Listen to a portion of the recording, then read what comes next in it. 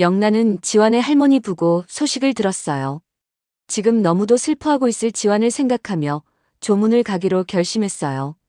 영란은 잠시 망설이다가 기본적인 조문 예절, 복장, 시간까지 검색해봤어요. 돈으로 위로할 수도 말로 다 위로할 수도 없다는 걸 알면서도 지금 아무것도 하지 않으면 평생 후회할 것 같았어요. 그래서 조용히 옷장을 열고 검은 코트를 꺼냈어요. 가방에는 필요한 것들을 천천히 챙겼어요. 거실 문을 열고 나가려고 하는데 뒤에서 날카로운 시선이 꽂히는 느낌이 들었어요. 고성이가 소파에 앉아있다가 몸을 돌려 영란을 바라보고 있었어요. 손에 들고 있던 잡지는 이미 내용과 상관없이 넘겨지고 있었고 표정에는 묵직한 불쾌감이 서려 있었어요. 영란은 최대한 평범한 말투로 말을 꺼냈어요. 조문을 다녀오겠다고, 지환 할머니 부고 소식을 들었다고, 그냥 얼굴 한번 보고 인사라도 하고 싶다고 설명하려고 했어요. 하지만 말을 다 꺼내기도 전에 성희의 반응이 먼저 나왔어요. 고성희는 손에 들고 있던 잡지를 탁자 위에 내려놓더니 천천히 몸을 일으켰어요. 그녀는 영란의 복장과 가방 훑어봤어요. 그리고 아주 단호한 말투로 지금 당장 그만두라고 했어요. 고성희는 영란에게 고용주가 직접 운전기사 집안 장례식장에 찾아가는 경우가 어디 있냐고 말했어요. 상류층 예법이라는 게 있다고, 그 선을 넘는 순간 구분이 흐려진다고, 누구 눈에 어떻게 비칠지 생각해보라고 했어요. 그녀는 지금까지 어떤 상황에서도 감정이 앞서서 행동한 적 없는 사람처럼 논리와 격식을 앞세웠어요. 하지만 영란의 마음속에서는 이해보다 불편함이 더 먼저 올라오고 있었어요. 지환을 부를 때마다 이 기사, 저 기사라고 부르던 엄마의 말투와 지환을 사람보다 기능으로만 보는 태도까지 한꺼번에 떠올랐어요. 영란은 조용히 그래도 경우를 지키고 싶다고 말했어요. 할머니가 돌아가신 건데 최소한의 도리는 하고 싶다고, 그냥 조용히 다녀오기만 할 거라고 설명했어요. 하지만 성희는 한 발짝 더 다가오며 영란의 손을 잡으며 막아섰어요. 그녀는 지금 이 상황이 단순히 장례식 문제가 아니라 선이 무너지는 문제라고 강조했어요. 고용인과 고용주의 경계, 집안의 체면, 앞으로 지켜야 할 규칙들까지 줄줄이 꺼내며 말했어요. 영란은 그 말들을 들으면서 자신이 어디까지 참아야 하는지 헷갈리기 시작했어요. 엄마가 말하는 예법이 정말로 상대를 배려하는 마음에서 나온 것인지, 아니면 그냥 자신이 정한 위계와 체면을 지키기 위한 도구인지 구분이 잘 되지 않았어요. 결국 영란은 이제 그만하자는 듯 숨을 깊게 들이쉬고 엄마의 손을 조심스럽게 뿌리쳤어요. 엄마에게 진짜 경우를 지키지 않는 건 지금처럼 사람을 신분으로만 나누는 태도일지도 모른다는 생각이 들었어요. 입 밖으로 끝까지 말하진 않았지만 그 눈빛에는 분명히 그런 감정이 실려 있었어요. 영란은 더 이상 설명을 덧붙이지 않고 집 밖으로 나갔어요. 현관문이 닫히는 소리가 집 안 공기를 짧게 흔들고 지나갔어요. 장례식장에 도착했을 때 영란은 잠시 입구 앞에서 서 있었어요. 큰 건물의 외벽, 조용히 드나드는 조문객들, 흰 국화꽃이 들려있는 손들, 모든 것이 낯설고 긴장되게 느껴졌어요. 엘리베이터를 타고 빈소가 있는 층에 도착했을 때 차분한 조문 안내 방송과 함께 상주들의 모습이 시야에 들어왔어요. 빈소 안으로 들어가자 영정 사진이 가장 먼저 눈에 들어왔어요. 지환이 자랑하듯 얘기하던 할머니의 모습이 사진 속에서 잔잔하게 웃고 있었어요. 영란은 상주석에 서 있는 지환을 발견했어요. 검은 양복을 입고 서 있는 모습은 평소보다 훨씬 야위어 보였어요. 그 옆에는 지혁과 수빈, 그리고 상철이 서 있었어요. 가족들이 서로 허리를 숙이며 조문객들을 맞이하는 모습이 짧은 순간 스쳐 지나갔어요. 영란은 조심스럽게 분양을 하고 절을 올렸어요. 이름을 남기지도 않고 자신이 누구인지 굳이 밝히지도 않았어요. 그저 마음속으로 지환이 할머니에게 했을 이야기들을 떠올리며 짧게 작별 인사를 건넸어요. 고개를 숙였다가 일어서려는 순간 빈소 반대편에 서 있는 익숙한 얼굴 하나가 눈에 들어왔어요. 박성재였어요. 검은 정장을 입고 상주 쪽에 서 있는 모습이 평소 회사에서 보던 차분한 얼굴과는 또 다른 분위기를 풍기고 있었어요. 영란은 머릿속이 잠깐 멈춘 것처럼 느껴졌어요. 성재가 왜 여기 있는지, 어떤 관계로 이 자리에 서 있는지. 직접 들은 적은 없었지만 순간적으로 여러 연결고리가 머릿속을 스쳐갔어요. 지환이 이 집에서 일하게 된 경위, 성재가 소개했다는 말, 그리고 언뜻언뜻 들었던 절친이라는 단어들. 그제야 이곳이 단순한 운전기사 집이 아니라 성재의 절친, 그리고 그 가족이 있는 집이라는 사실이 조금씩 연결되기 시작했어요. 하지만 지금 이 자리에서 그 관계들을 하나씩 따져볼 여유는 없었어요. 지금 이 공간에 필요한 것은 질문이 아니라 조용한 위로였기 때문이었어요. 영란은 조문을 마치고 멀찍이 떨어진 자리에서 잠깐 더 지환의 뒷모습을 바라봤어요. 어깨가 조금 더 좁아진 것처럼 느껴졌어요. 괜찮아졌으면 좋겠어요. 마음속으로 그렇게 한 번 더 빌고 빈소 밖으로 조용히 나왔어요. 장례식장을 나서는 순간 영란은 어쩐지 더 깊은 한숨이 나왔어요. 지환을 위해 해줄 수 있는 게 이 정도밖에 없다는 사실이 답답하게 느껴졌어요. 그 시각 집에 혼자 남아있던 고성이는 창밖으로 어두워진 하늘을 한번 바라보고는 서재로 향했어요. 서재 문을 안쪽에서 잠근 뒤 책상 위에 놓인 휴대폰을 집어들었어요. 연락처 목록 맨 아래에 저장해둔 이름 하나를 눌렀어요.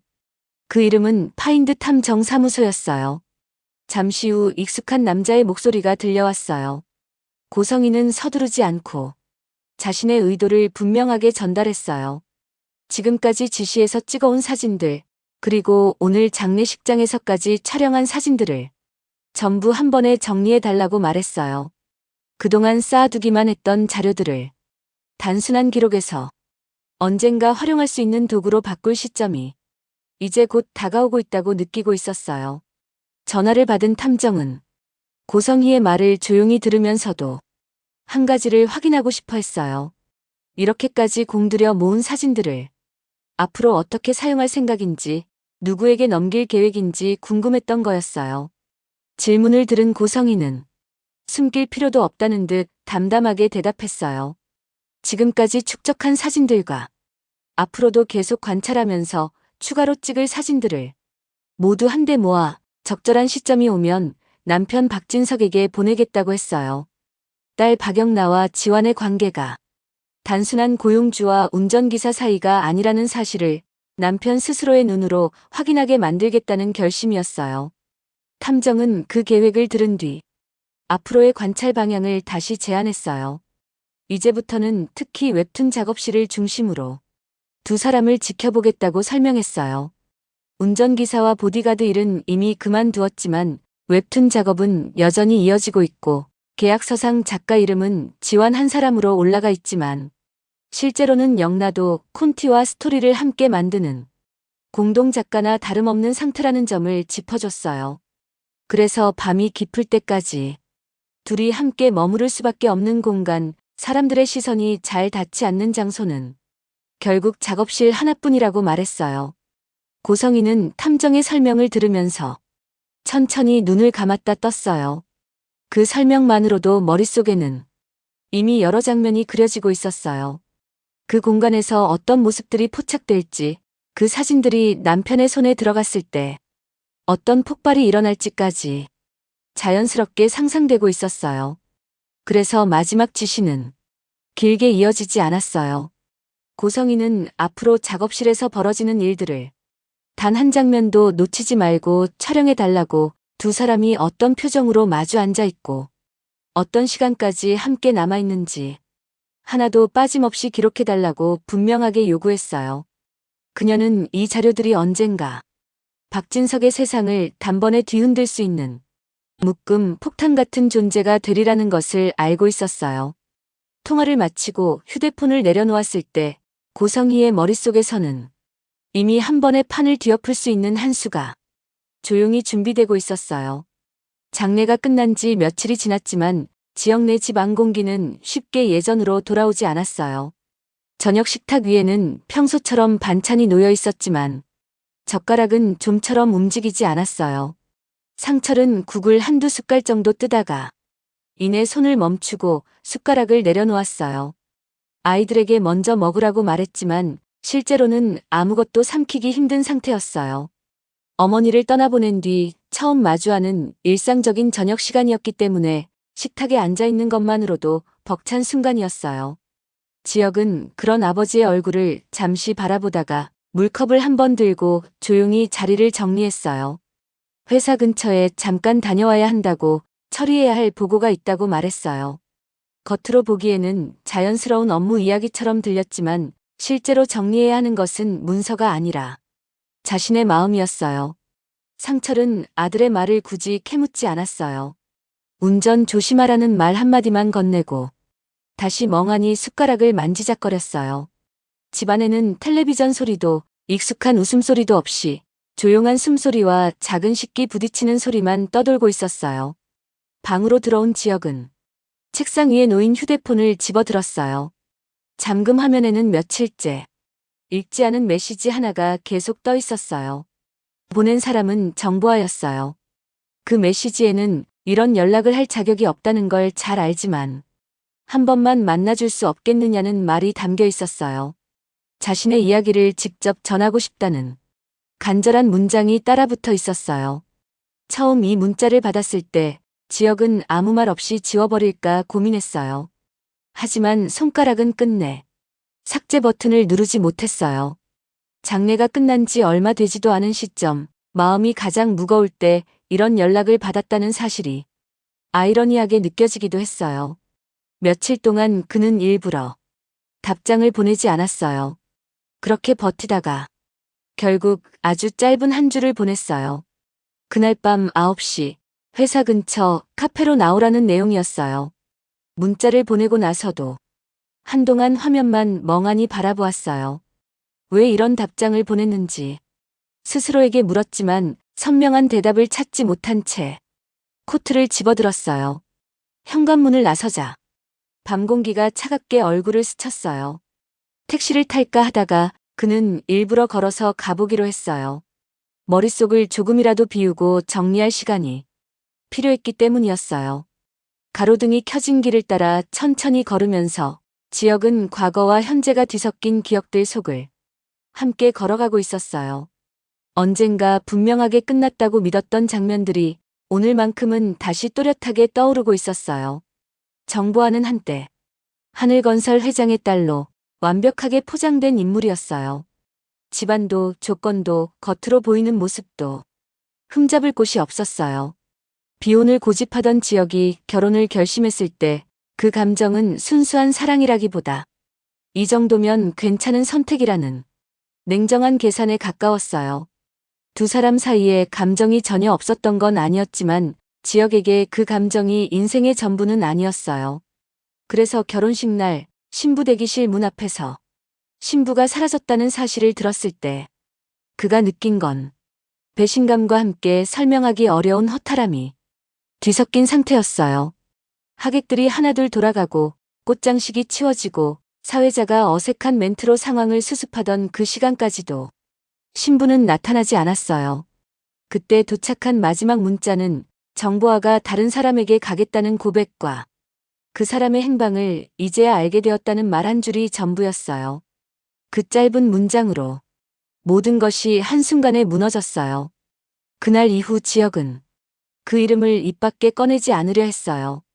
기억 속에서도 최대한 밀어내며 지워버리려고 애썼어요. 하지만 시간이 지나면서 세상은 뒤늦게 진실의 일부를 흘려보내기 시작했어요. 하늘건설의 내막, 재벌 3세 딸의 잠적, 회장의 압박과 정리 작업을 다룬 기사들이 사람들 입에 오르내렸어요. 그 기사들 사이에서 서재욱이라는 이름이 조용히 등장했어요. 고아 출신에 가진 것 거의 없이 몸으로 버티며 살던 청년. 회장이 직접 찾아가 딸에게서 떨어져 달라고 압박했고 그날 이후 아무 말 없이 사라진 사람으로 언급되고 있었어요. 그제야 지혁은 오래전 결혼식 날 받았던 문자 속 그 사람이 누구인지 짐작하게 되었어요. 하지만 그 사실이 지금 정보아가 다시 자신 앞에 나타난 상황과 어떻게 연결될지는 여전히 알 수 없었어요. 그렇게 생각을 이어가다 보니 어느새 카페 앞에 다다라 있었어요. 문을 열고 들어가 가장 안쪽 구석자리에 앉았어요. 직원이 메뉴판을 가져왔지만 그는 따뜻한 물만 부탁했어요. 머그컵에서 김이 천천히 올라오는 것을 바라보며 두 손으로 컵을 감싼 채 출입문을 향해 앉아 있었어요. 시계가 밤 9시를 향해 가던 무렵 카페 문이 열렸어요. 옅은 코트를 걸친 한 여자가 조심스럽게 안으로 들어왔어요. 머리는 짧게 잘려 있었고 얼굴은 예전보다 훨씬 수척해 보였어요. 그 여자는 정보아였어요. 조명을 지나 안쪽으로 들어오던 정보아는 곧 지역을 발견했어요. 잠시 숨을 고르듯 멈춰 섰다가 천천히 걸음을 옮겨 지역이 앉아있는 자리로 다가왔어요. 지역은 자리에서 일어나지 않았어요. 시선만 들어 그녀를 확인한 뒤 말 대신 앉으라는 뜻을 전하는 듯 의자 쪽을 가볍게 바라보았어요. 표정에는 반가움도 따뜻함도 없이 최소한의 예의만 남아있었어요. 정보아는 조심스럽게 맞은편 의자에 앉았어요. 가방을 옆에 내려두고 두 손을 무릎 위에 모았어요. 손가락 끝이 보일 만큼 가늘게 떨리고 있었어요.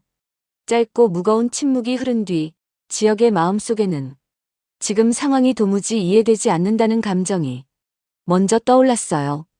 오랜 시간 아무 소식도 없다가 하필이면 장례 직후 며칠이 지나 이런 연락을 해온 이유가 무엇인지 묻지 않을 수 없었어요.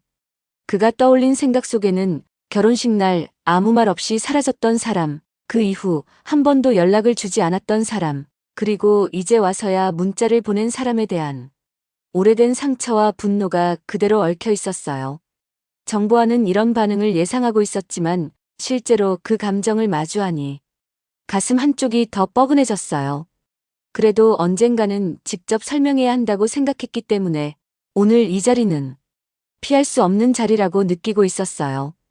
그녀는 먼저 테이블 위에 작은 봉투 하나를 꺼내 올려놓았어요.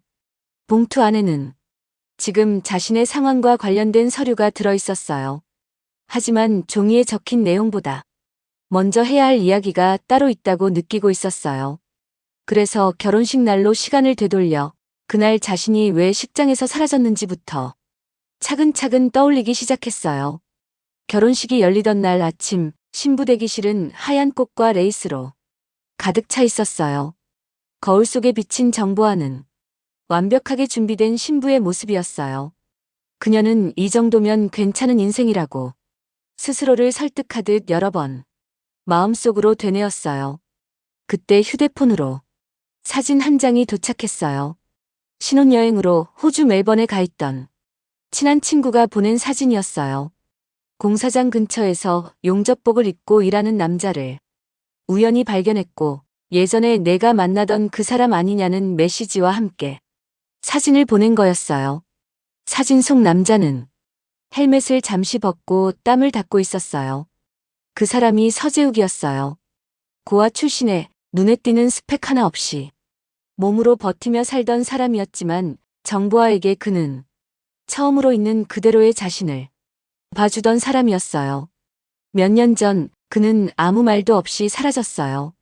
정리할 여지도 없이 갑자기 끝난 관계였기 때문에 정보아는 그를 자신을 버리고 떠난 사람이라고 기억해왔어요.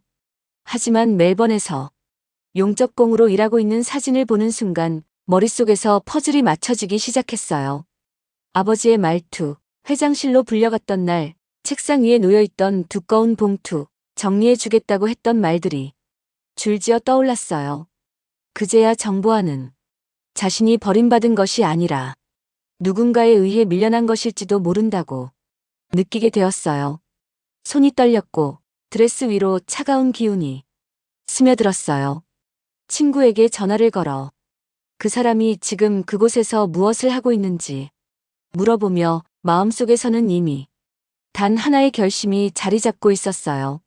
한 번만이라도 직접 가서 물어봐야겠다는 생각이었어요. 왜 아무 말 없이 사라졌는지, 정말 자신을 버린 것인지, 아니면 어쩔 수 없는 선택을 했던 것인지 확인하고 싶었어요. 그 선택이 모든 것을 무너뜨릴 거라는 사실을 머리로는 알고 있었지만 가슴은 그 생각을 멈추게 하지 못했어요. 결국 그녀는 그날 결혼식장을 떠나기로 결심했고 지역에게 남겼던 마지막 문자는 그런 광기 어린 결심이 담긴 인사였어요. 멜번에 도착했을 때 서재욱은 예전보다 훨씬 많이 변해 있었어요. 용접 마스크를 벗은 얼굴에는 깊은 주름이 자리 잡았고 눈빛에는 피로와 체념이 묻어 있었어요. 그는 과거에 자신에게 어떤 일이 있었는지, 왜 아무 말 없이 사라질 수밖에 없었는지를 털어놓았어요. 회장이 직접 찾아와 딸에게서 떨어져 달라고 요구했던 일, 다시는 보아 앞에 나타나지 말라는 말을 들으며 자신이 곁에 있으면 오히려 보아의 인생을 망치게 될 거라고 느꼈던 순간들까지 모두 고백했어요. 그래서 제대로 된 이별조차 말하지 못하고 비겁하게 사라지는 방식을 선택할 수밖에 없었다는 사실이 드러났어요. 지금은 함께 설 수 있는 사람이 아니라고, 이미 각자의 길을 걸어가고 있다며 다시 옆에 서 있겠다는 선택은 또 한 번 그녀의 인생을 망치는 길이라고 느끼고 있었어요. 그날 이후 정보아는 멜번에서 혼자 시간을 보냈어요. 서재욱은 의도적으로 연락을 피했고 한국으로 돌아왔을 때 그녀 곁에는 캐리어 하나만 남아 있었어요. 집에 돌아왔을 때 아버지 정호영은 딸을 더 이상 자신의 가족으로 인정하지 않겠다는 말을 남겼어요. 그와 함께 카드도 집도 주변 사람들도 전부 끊겼어요. 그 뒤로 정보아는 편의점, 카페, 밤샘 아르바이트를 전전하며 겨우겨우 살아가는 삶을 이어갔어요. 재벌 3세라는 타이틀은 사라지고 그냥 정보아라는 이름만 남았어요. 이렇게 바닥을 기듯 살아가던 어느 날 뉴스 화면 속에서 대표 이지혁이라는 이름을 다시 보게 되었어요. 투자 유치 성과를 발표하고 인터뷰에서 자신의 철학을 이야기하는 사람의 모습이 화면을 채우고 있었어요. 그 모습을 보면서 보아는 자신이 버린 줄 알았던 사람이 아니라 자신이 비겁하게 떠나버린 사람이라는 사실을 새삼스럽게 깨닫게 되었어요. 그때부터 마음 한구석이 계속 쓰려왔어요.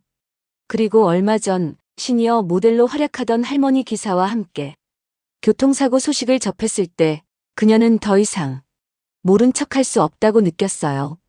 적어도 이 사람이 평생 왜 아무 말 없이 사라졌을까라는 질문을 가슴에 품고 살게 하고 싶지는 않았어요. 그 질문에 대한 답을 줄 수 있는 사람은 결국 자신뿐이라고 생각했어요. 그래서 지금 지역 앞에 앉아 그 모든 이야기를 꺼내고 있는 거였어요.